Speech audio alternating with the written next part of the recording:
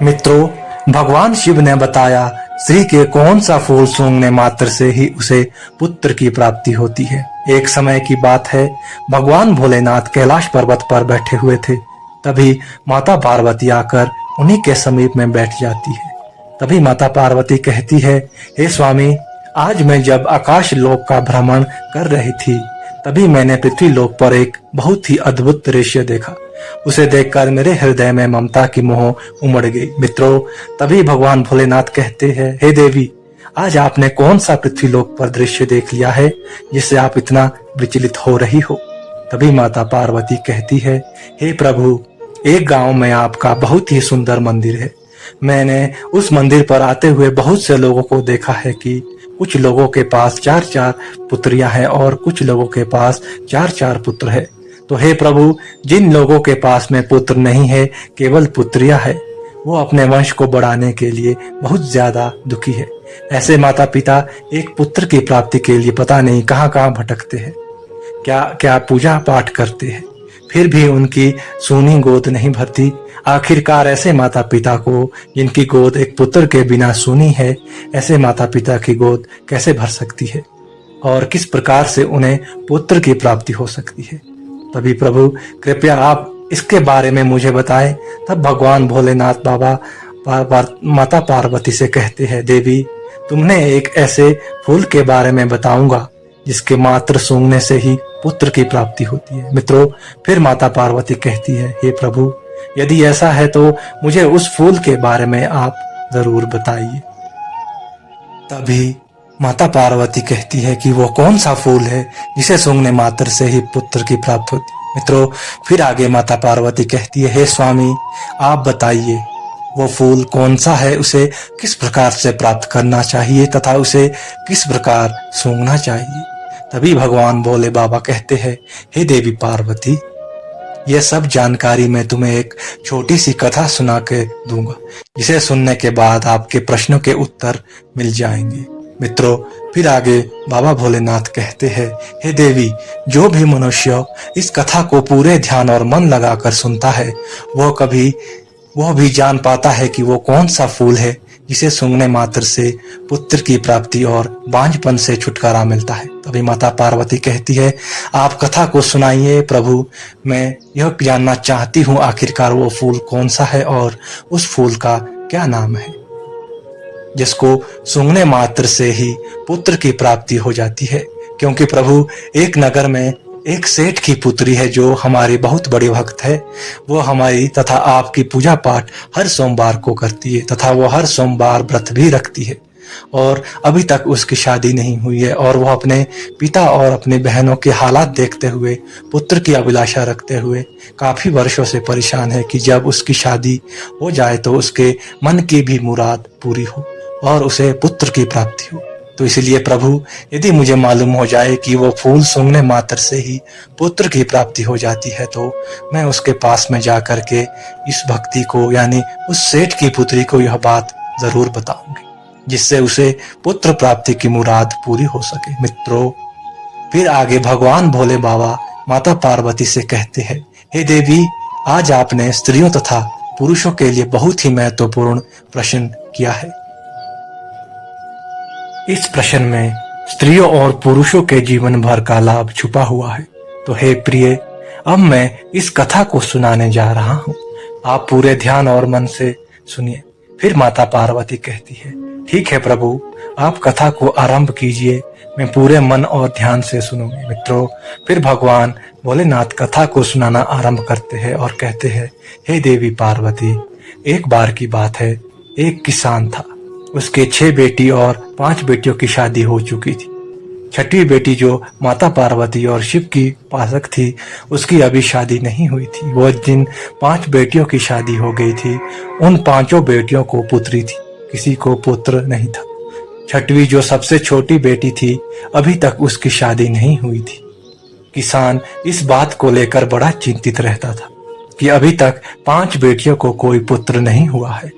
लगता है कि 6वीं बेटी को भी कोई पुत्र नहीं होगा।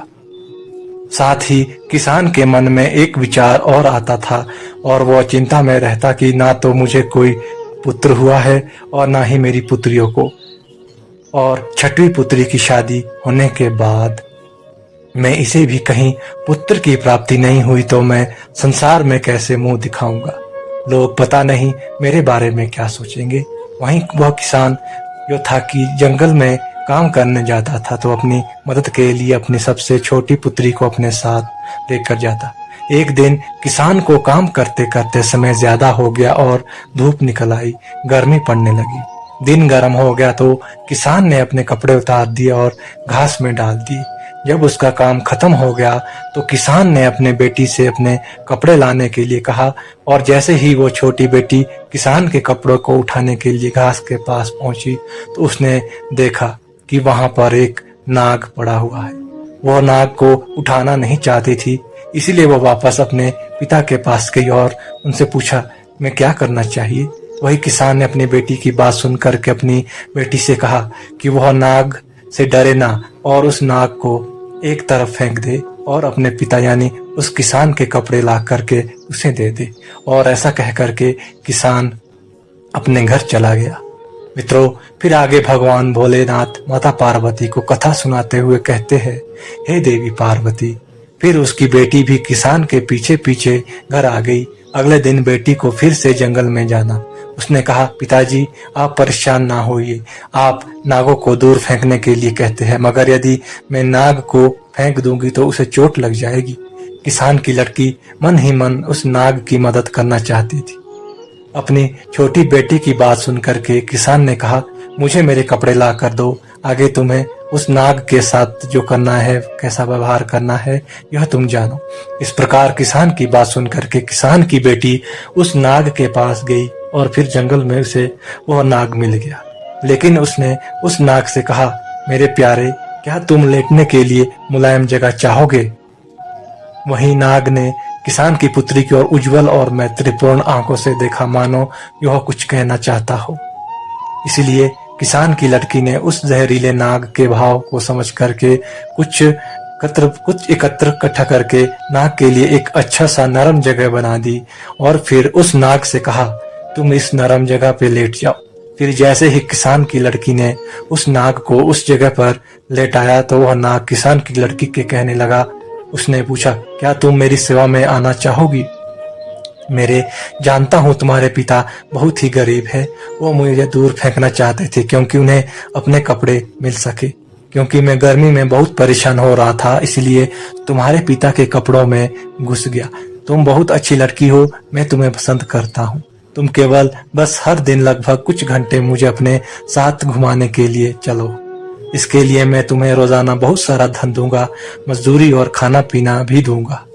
यदि तुम 3 बरस तक ऐसा करो तो मैं जादू से छुटकारा पा लूंगा, क्योंकि मैं एक जादुई राजकुमार हूँ और फिर राजकुमार बनने ही यानी अपने असली रूप में आते ही मैं तुम्हारे साथ में विवाह भी कर लूंगा। मित्रों, फिर आगे भगवान भोले बाबा कहते हैं, हे देवी। वही नाग की बात को सुनकर वो लड़की तैयार हो गई। लड़की ने कहा, मैं आपकी सेवा करने के लिए तैयार हूँ, आप जैसा कह रहे हैं मैं वैसा ही करूंगी। तो नाग ने कहा, फिर कल इसी समय पर तुम आ जाना। और फिर वो लड़की वापस आने का वचन दे करके अपने पिता के घर कपड़े ले गई, वापस आ गई और वहीं रात को खाना खाने के बाद सो गई। और फिर जब सुबह को उठी तो उसने अपने पिता से कहा, पिताजी आपके कपड़े मैंने लाकर आपको दे दिए हैं। अब मैं अपनी और आपकी काफी समय तक ही घर में रहती हूँ। अब मैं दुनिया में अपनी किस्मत आजमाने जा रही हूँ। आप मुझे जाने की अनुमति देने की कृपा करें। मित्रों, वह किसान अपनी लड़की को कहीं भी जाने की अनुमति नहीं देना चाहता था, क्योंकि वो लड़की नाग को वचन देकर तो आई थी, इसलिए उसने अपने पिता से चाहे उसे भीख ही जाने की क्यों ना मांगनी पड़े, मगर अब मैं भाग्यों को बदल कर ही रहूंगी।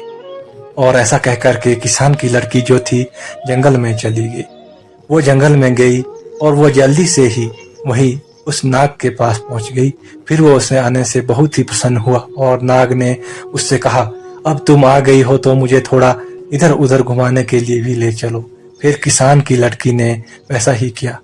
फिर किसान की लड़की ने नाग को अपने पीछे पीछे घुमाने के लिए जंगल में चली। मित्रों, फिर आगे भगवान भोले बाबा माता पार्वती से कहते हैं, हे देवी पार्वती, जब शाम में घूमते घूमते पहले ही दिन का समय समाप्त हुआ तो उस जंगल में एक शानदार महल अचानक प्रकट हो गया। उस महल में एक बड़ा सा कमरा था जिसमें एक बड़ी मेज थी जो खाने पीने की चीजों से सजी हुई थी। लड़की अपने पूरे जीवन काल में कभी नहीं देखा। फिर तो किसान की लड़की ने भरपेट खाना खाया और फिर बिस्तर पर चली गई और फिर रोजाना हर दिन 2 घंटे के लिए नाग को अपने साथ रखती थी और फिर महल में जाती थी जहां उसके लिए सब कुछ तैयार किया जाता था और जहां उसके लिए शानदार व्यवस्था की जाती थी। मित्रों, फिर आगे भगवान भोले बाबा माता पार्वती को कथा सुनाते हुए कहते हैं, हे देवी पार्वती, इस प्रकार धीरे धीरे 1 वर्ष बीत गया। किसान की लड़की ने उस नाग से अपने पिता से मिलने की अनुमति मांगी तो नाग ने कहा, तुम्हारी इच्छा अपने पिताजी से मिलने की है तो जाओ उनसे मिलाओ और अगले दिन वापस लौट आना। फिर नाग इस शर्त पर सहमत हुआ कि वह तुरंत लौट आएगी। इस प्रकार किसान की लड़की ने अपने पिता और अपनी बहनों के लिए सोना और अन्य कीमती चीजें ले ली और अपने घर चली आई। जब वह अपने खजाने के साथ में अपने पिता के पास पहुंची तो उसके पिता और उसकी बहन जानना चाहती थी कि यह सारा सामान उसे कहां से मिला है और इसका मालिक कौन है। लेकिन उस लड़की ने उन्हें कुछ नहीं बताया क्योंकि नागराज ने ऐसा करने से मना किया था। यहाँ तक कि किसान और उसकी 5 बेटियों ने उसको बहुत ज्यादा मारा पीटा, लेकिन उसने कुछ भी नहीं कहा। और वही अगले दिन वह लड़की उस नाग के पास पहुंचकर वापस जंगल में चली गई और फिर उस नाग को हर एक दिन या 2 घंटे तक घुमाने ले जाती रही। इस प्रकार दूसरे वर्ष के अंत में एक बार फिर वो अपने पिता और अपनी बहनों से मिलने गई और इसी प्रकार तीसरे वर्ष के अंत में भी मिलने गई। वहीं जब किसान की लड़की तीसरी बार नाग को छोड़ के अपने पिता से मिलने के लिए गई तो जाने से पहले नाग ने कहा था कि आज तुम तुरंत लौट कर आना, कल तक नहीं रुकना। और इस प्रकार वह लड़की आने का वचन दे करके उस नाग को छोड़ करके चली गई। इधर उधर जब वह लड़की अपने पिता के पास पहुंची तो उसके पिता और उसकी बहनों ने इस बात पर जोर दिया कि जो धन वो अपने साथ लेकर आती है, सोना चांदी आदि, उसका असली मालिक कौन है, वो उस किसके यहाँ पर काम करती है। वहीं उस लड़की ने अपने पिता और अपनी बहन को कुछ नहीं बताया तो किसान ने उसे घर से बाहर जाने से रोक दिया और उसे कमरे में बंद कर दिया। वहीं किसान की बेटी ने किसी तरह अपने आप को बाहर जाने का रास्ता निकाल दिया। आखिरकार उसने जोर लगा करके खुद को अलग कर लिया, लेकिन जब वो जंगल में लौटी तब बहुत देर हो चुकी थी। नाग अब वहां से चला गया था। मित्रों, दुख की बात तो यह थी कि हर जगह देखा लेकिन वह महल भी वहां से गायब हो गया और नाग भी वहां कहीं नहीं दिख रहे थे,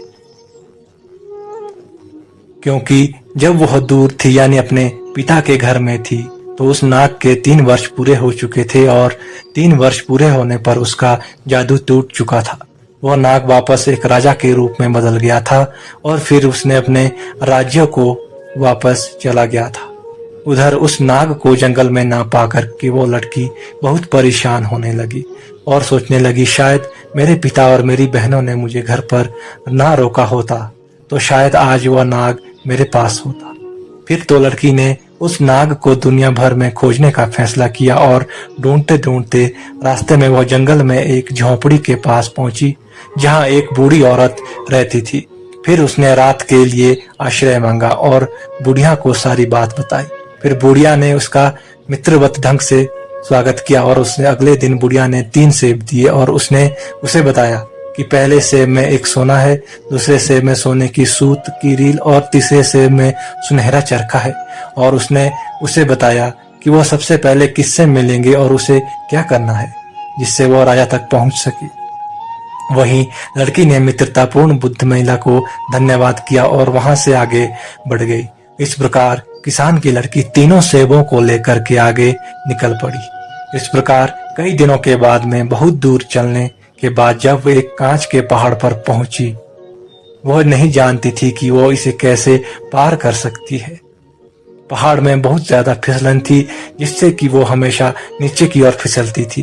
अंत में उसे कुछ दूरी पर एक लोहार दिखाई दिया वो उसके पास में गई और उसने अपने हाथों और घुटनों में घोड़े की नाल बंधवा दी और पहाड़ पर चढ़ गई।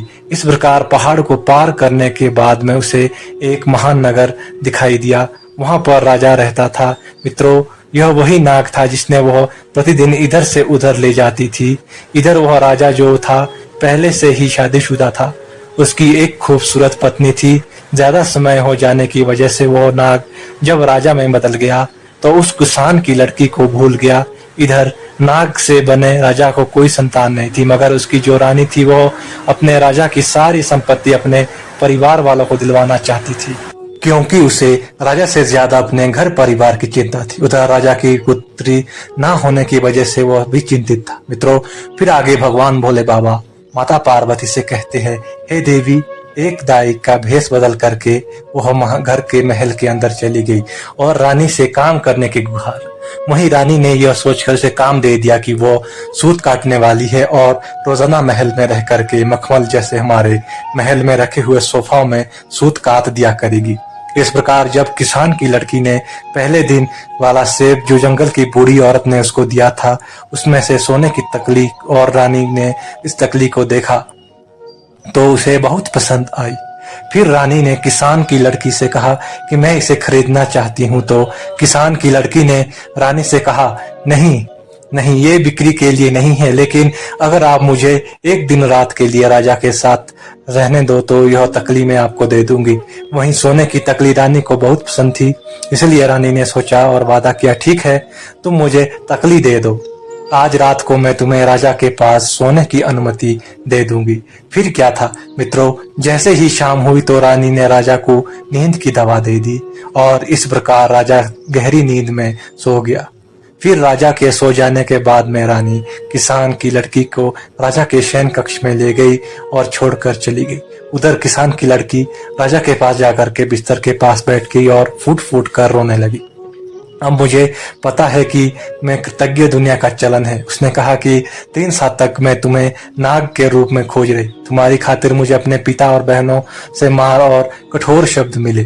कांच के पहाड़ पर चढ़ने के लिए मेरे हाथों और घुटनों में घोड़े की नाल बांध दी गई और मैं अब तुम सब कुछ भूल गए हो। आपने मुझसे शादी का वादा किया था और यहाँ तो आपने पत्नी के साथ सुखपूर्वक जीवन बिता रहे हो।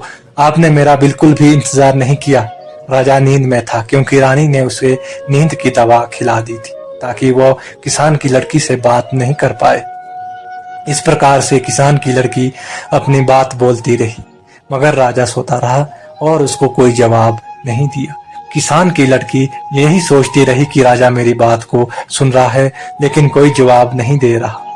और इस प्रकार राजा से बात करते करते सुबह हो गई और फिर रानी आई और फिर किसान की लड़की को राजा के शयन कक्ष में बाहर ले गई। राजा इतनी गहरी नींद में था कि उसे कुछ भी समझ नहीं आया। मित्रों, फिर आगे भगवान भोले बाबा माता पार्वती को कथा सुनाते हुए कहते हैं, हे देवी पार्वती, इस प्रकार किसान की लड़की ने दुखी होकर दूसरा सेब लिया, उसे तोड़ा और उसमें सुनहरे धागे की रील निकाल ली। फिर जब रानी ने उस रील को देखा तो उसे बहुत प्रशंसा हुई और लड़की से उसे बेचने के लिए कहा। वही किसान की लड़की ने रानी से कहा, एक बार फिर राजा से उसकी मुलाकात शाम को करवा दे तो ये रील मैं तुम्हें उपहार के रूप में दे दूंगी। वही रानी ने वचन दिया और सब कुछ पहली रात की तरह ही हुआ। राजा नींद की दवा खाने की वजह से गहरी नींद में सो रहा था क्योंकि रानी ने दूसरी रात भी राजा को नींद की दवा खिला दी थी और उस दवा में इतनी गहरी नींद राजा को आई कि उसे कोई भी रोना धोना या शिकायत सुनाई नहीं दी। हालांकि राजा के एक सेवक ने रानी को राजा के शयन कक्ष में चरखा लाते हुए देखा था और इसीलिए वह राजा का जो सेवक था वो राजा के शयन कक्ष से बाहर चुपचाप खड़ा हो गया और उसने रेशम काटने वाली की सारी बातें सुन ली। फिर आगे दिन उसने राजा को सब कुछ बताया जो उसने देखा और सुना था। मित्रों, फिर आगे भगवान भोले बाबा कहते हैं, हे देवी रानी, इस प्रकार जब राजा को मालूम पड़ गया कि जब मैं नाग था और एक लड़की ने जो मेरी सेवा की थी, मैंने उससे शादी का वादा किया था, आज वह मुझसे ढूंढते हुए मेरे महल तक आ गई है, मुझे उससे मिलना चाहिए। मित्रों, लेकिन राजा क्या कर सकता था? सुबह होते ही रानी जो थी उस किसान की लड़की को राजा के शयन कक्ष से बाहर ले गई थी। इधर तो राजा किसान की लड़की से मिलने के बारे में सोच रहा था और उधर किसान की लड़की ने अपना आखिरी सेब खोला, वह सुनहरा चरखा दिखा। वही रानी ने इस बार सुनहरा चरखा देखा तो उसने कहा यदि वो उसको सोने का चरखा दे दे तो वह इस रात भी राजा के साथ उसे सोने देगी। वही किसान की लड़की मान गई और उस शाम रानी ने एक बार फिर उस राजा को नींद की दवा दी, लेकिन इस बार राजा सचेत था क्योंकि इस बार सेवक ने उसे पहले ही संचेत कर दिया था। वही राजा ने इस बार दवा पीने का केवल ढोंग किया और चुपके से दवा को गिरा दिया, फिर लेट गया और सोने का नाटक करने लगा। वहीं जब राजा सो गया तो रानी किसान की लड़की को लेकर अपने उसके शयन कक्ष में चली गई। लड़की उदास होकर के राजा के बिस्तर के पास में बैठ गई और वहीं पर खड़ी होकर फूट फूट कर रोने लगी। कहने लगी, अब मुझे पता चला है कि कृतज्ञता दुनिया का चलन है। 3 साल तक मैंने तुम्हें नाग की तरह तुम्हारी खातिरदारी अपने पिता और बहनों से मार खाकर अपने कांच के पहाड़ पर चढ़ने से मैंने अपने हाथ घुटनों में घोड़े की नाल बांधी थी और तुम यह सब कुछ भूल गए और रानी के साथ यहाँ सुखपूर्वक जीवन व्यतीत कर रहे हो। मित्रों, फिर आगे भगवान भोले बाबा कहते हैं, हे देवी। इस बार राजा चुपचाप हर बात सुनता रहा लेकिन सोने का नाटक करने लगा। वहीं राजा ने मन में विचार किया कि एक तरफ मेरी रानी है जिसके मैं प्यार करता हूँ, पर वह मेरी संपत्ति से अपने मायके वालों से प्रेम करती है, मुझे सम्मान तक नहीं देती, और एक ऐसी लड़की गरीब किसान की है जो मुझे ढूंढते हुए यहाँ तक बड़े कष्ट सहन कर नाग रूप में मेरी सेवा की। आज उसकी फिर तो राजा ने ऐसा सोच करके अगले दिन एक बड़े उत्सव का भोजन का आदेश दिया और उसने रेशम काटने वाली महिला को यानी उस किसान की बेटी को अपने दाहिनी ओर जगह लेने के लिए आमंत्रित किया। फिर भरे दरबार में राजा ने किसान की लड़की के साथ विवाह किया और सभी ने भोजन ग्रहण किया। वहीं शादी होने के बाद पहली रात को जब किसान की लड़की सो रही थी, वह लक्ष्मी जी की उपासक थी और पुत्र की कामना मन में लेकर रात को सो रही थी। उसी समय लक्ष्मी जी उसके सपने में आई और उसने कहा, बेटी तुम चिंता मत करो, आज मैं तुम्हें एक ऐसे फूल के बारे में बताती हूँ जिस फूल से मासिक धर्म पूरा होने के बाद जो भी स्त्री इस फूल को सूंघ लेती है और सूंघने के बाद में अपने पति से मिलन करती है और जब गर्भ धारण करती है तो निश्चित रूप से पुत्र की प्राप्ति होती है और जो बांझ स्त्री है वो भी मां बनने का सुख प्राप्त करती है। शाम को सूर्यास्त के समय बगीचे के उत्तर पश्चिम कोने में लाल गुलाब और सफेद गुलाब के फूलों की टहनी को, जिस पर सुंदर साफ और पूर्ण विकसित गुलाब लगा हो, एक थाली से ढक देना चाहिए और अगली सुबह सूर्योदय के समय उसे हटा देना चाहिए और फिर लाल गुलाब को सूंघ करके पति के साथ में संबंध बनाने पर पुत्र की प्राप्ति एवं सफेद फूलों को सूंघ करके संबंध बनाने को पुत्री की प्राप्ति होती है। मित्रों, फिर आगे भगवान भोले बाबा माता पार्वती से कहते हैं, हे देवी, अब उस भक्त को बता देना कि उस ऐसा करना है, यदि उसे पुत्र चाहिए तो लाल गुलाब को सूंघना है। फिर ध्यान रहे कि धोखे में दोनों गुलाबों के फूलों को नहीं सूंघना चाहिए। मित्रों, इस प्रकार उस किसान की लड़की ने राजा को अपने सपनों वाली उस बात को बताया। फिर राजा ने सुंदर से बगीचे में एक सफेद गुलाब और एक लाल गुलाब का पौधा लगवाया। फिर जब उन पौधों के एक फूल आए तो राजा ने एक सफेद फूल वाली टहनी और एक लाल फूल वाली टहनी को तोड़ लिया और उसे उल्टा करके रात में दबा दिया।